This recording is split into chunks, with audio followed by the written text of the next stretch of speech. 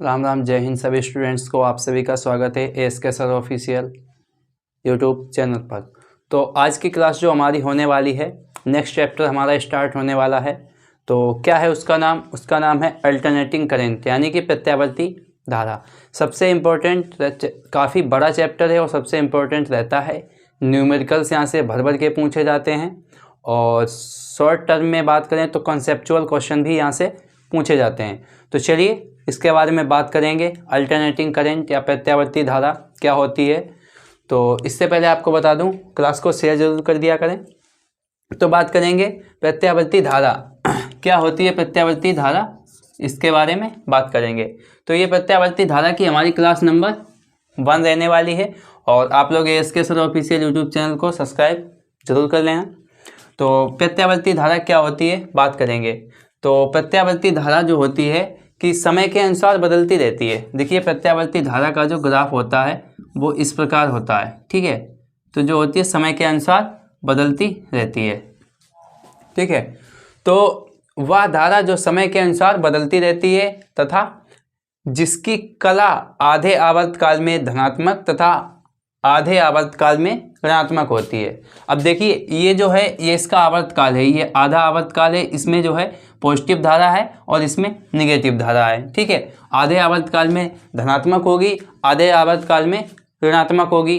तो इसी प्रकार ये प्रत्यावर्ती धारा होती है। जैसे हम घरों में यूज़ कर, जो हमारे घर में बिजली आती है, बत्ती आती है, वो प्रत्यावर्ती धारा के तहत आती है, ठीक है। और जो हमारी बैटरी से निकलने वाली जो धारा होती है, जैसे सौर ऊर्जा सोलर बैटरी होती है, उससे जो हमारी सेल बैटरी होती है उससे जो धारा निकलती है वो DC करंट होती है, यानी कि डिस्क धारा होती है। और ये होती है AC करंट, यानी कि अल्टरनेटिंग करंट, ठीक है। तो बात करेंगे इसका क्या समीकरण होता है। देखिए इसका समीकरण होता है I बराबर I0 sin ओमेगा t। ये होता है इसका समीकरण, ठीक है। जो धारा का समीकरण होता है I बराबर I0 sin ओमेगा t। और इसमें बात करेंगे जो I है वो किसी क्षण धारा का मान हो जाएगा। I जो है वो धारा का मान हो जाएगा। और इसमें जो I0 है, I0 जो होगा धारा का शिखर मान होगा। क्या होगा? I0 धारा का शिखर मान होगा। और इसमें जो दिया गया है ये ओमेगा, ओमेगा जो होगा वो कोणीय चाल होगी। ओमेगा कोणीय चाल और T समय या समयांतर हो जाएगा, ठीक है। अब इसके बाद में इसी में बात करेंगे हम लोग, इसमें प्रत्यावर्ती विभवांतर होता है, उसका क्या समीकरण होता है। देखिए प्रत्यावर्ती विभवांतर का जो समीकरण होता है इसी प्रकार सेम होता है। विभवांतर B बराबर B0 साइन ओमेगा t, ये होगा प्रत्यावर्ती विभवांतर का समीकरण। इसमें B जो हो जाएगा विभवांतर हो जाएगा और उसके बाद में V0 शिखर मान हो जाएगा, ओमेगा कोणीय चाल हो जाएगा और T समय हो जाएगा, ठीक है। तो ये है प्रत्यावर्ती धारा और उसका समीकरण, और विभवांतर जो है और उसका समीकरण, प्रत्यावर्ती विभवांतर का समीकरण।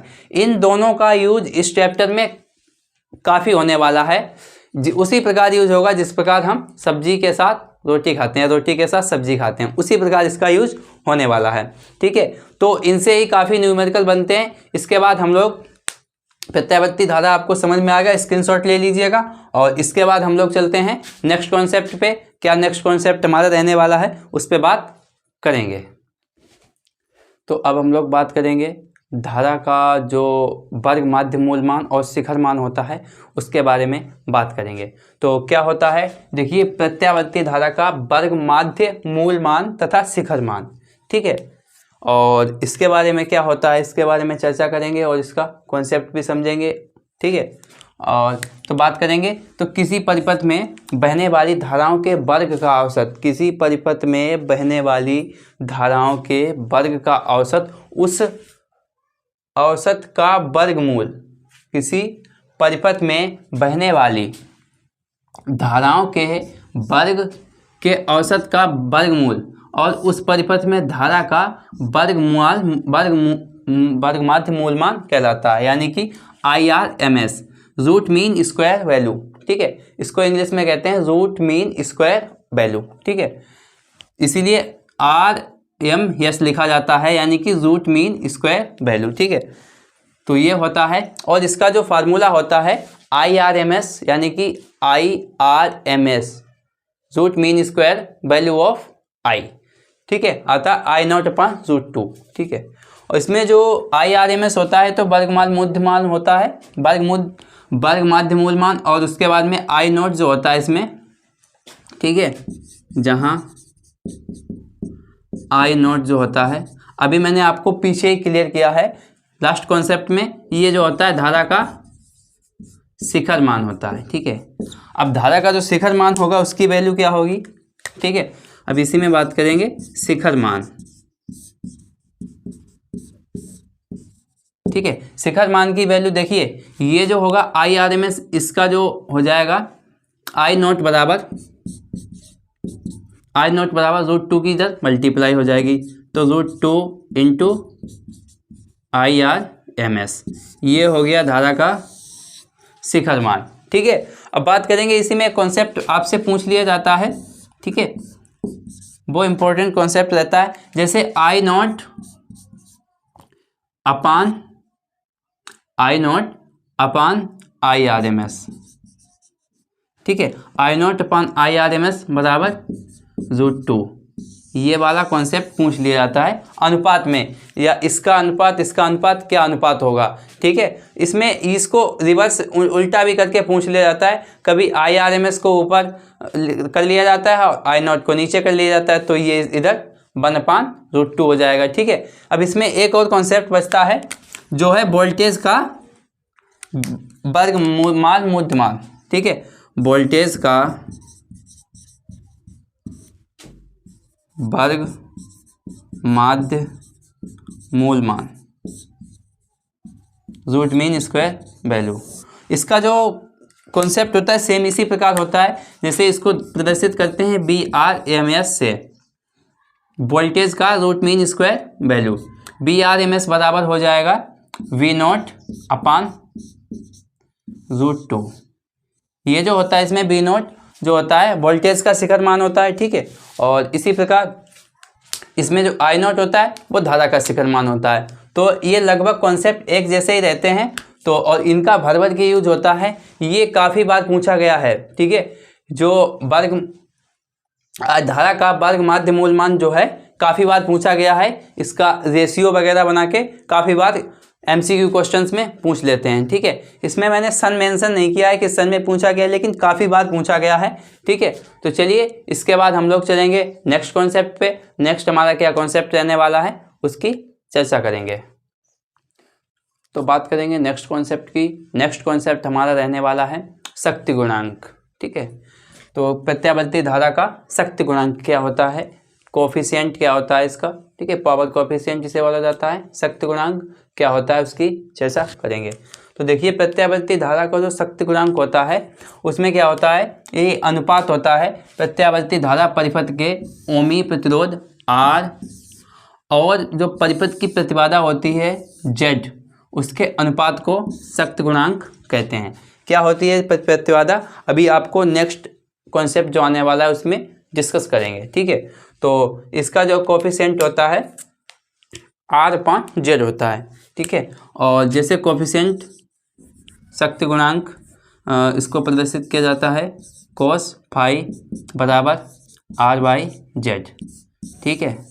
और इसमें जो देखिए ये जो फाई होता है ये हो गया V और ये हो गया VI, या फिर VI का जो ग्राफ होता है इसके बीच जो कलांतर होता है ये फाई होता है, ठीक है। VI के ग्राफ में जो इसका कलांतर फाई होगा ये वाला, तो ये होता है कलांतर, ठीक है। इसी को कोस के साथ लिया जाता है और प्रतिरोध और प्रतिबाधा का अनुपात होता है, ठीक है। ये होता है इसका शक्ति गुणांक, ठीक है। अब बात करेंगे इसके बारे में। नेक्स्ट कॉन्सेप्ट हमारा रहने वाला है R और L किसी परिपथ में जुड़े हों वो वाला, ठीक है। तो बात करेंगे नेक्स्ट कॉन्सेप्ट की। नेक्स्ट कॉन्सेप्ट हमारा रहने वाला है कि जब परिपथ में R/L दोनों एक साथ जुड़े हों तो क्या होता है। देखिए ये है इसका फिगर, ठीक है, ये इसका फिगर रहेगा, ठीक है। तो इसमें क्या कहा गया है कि देखिए ये परिपथ ऐसी परिपथ है और इसमें ये R जुड़ा हुआ है और ये कुंडली L जुड़ी हुई है, ठीक है, जिसका प्रेरकत्व 12 है।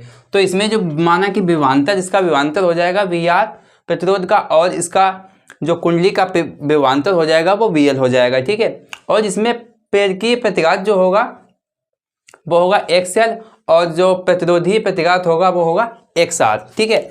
तो इसी के चलते बात करेंगे कि परिपथ में जो विभवांतर का समीकरण होगा वो कितना होगा। देखिए परिपथ में जो विभवांतर का समीकरण होगा वो होगा, देखिए इंपॉर्टेंट रहने वाला है, ये डेरिवेशन ही पूछे जाते हैं तो आपको इसके पॉइंट वाइज पॉइंट लिखना है। तो परिपथ का जो विभवांतर का समीकरण होगा वो होगा V बराबर V0 साइन ओमेगा t। और जो नंबर 2 पॉइंट आता है कि परिपथ में धारा का समीकरण कितना होगा। जो परिपथ में धारा होगी वो होगी I बराबर I0 साइन ओमेगा t, ये होगी परिपथ में धारा का समीकरण। और इसके बाद में बात करेंगे नंबर 3। नंबर 3 हमारा है कि विभवांतर और जो धारा है उसके बीच कालांतर फाई है, ठीक है। चूँकि विभवांतर जो है धारा से, चूँकि जो धारा है विभवांतर से फाई कोण से पश्चगामी है, यानी कि पीछे है, तो इसका जो कालांतर हो जाएगा, कालांतर होगा tan फाई बराबर जो VL अपान VR, यानी कि जो कुंडली का विभवांतर है और जो प्रतिरोध का विभवांतर है। और उसके बाद में बराबर इसके हो जाएगा XL, यानी कि प्रेरकीय प्रतिघात और प्रतिरोधी प्रतिघात। और चूंकि ये जो होता है XL प्रेरकीय प्रतिघात होता है वो ओमेगा L के बराबर होता है, और चूंकि जो प्रतिरोधी प्रतिघात होता है वो R के बराबर होता है, ठीक है। तो ओमेगा L अपान R हो जाएगा, ठीक है। उसके बाद में नंबर 4 की बात करेंगे। नंबर 4 में आता है, ये आपको याद रखना है, ठीक है।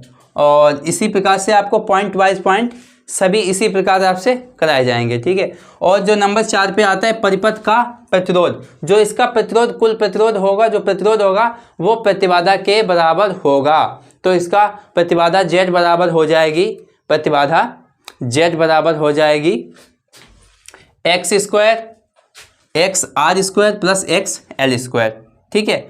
और यहीं से XR बराबर R के होता है तो R² प्लस L² का अंडर रूट, ठीक है।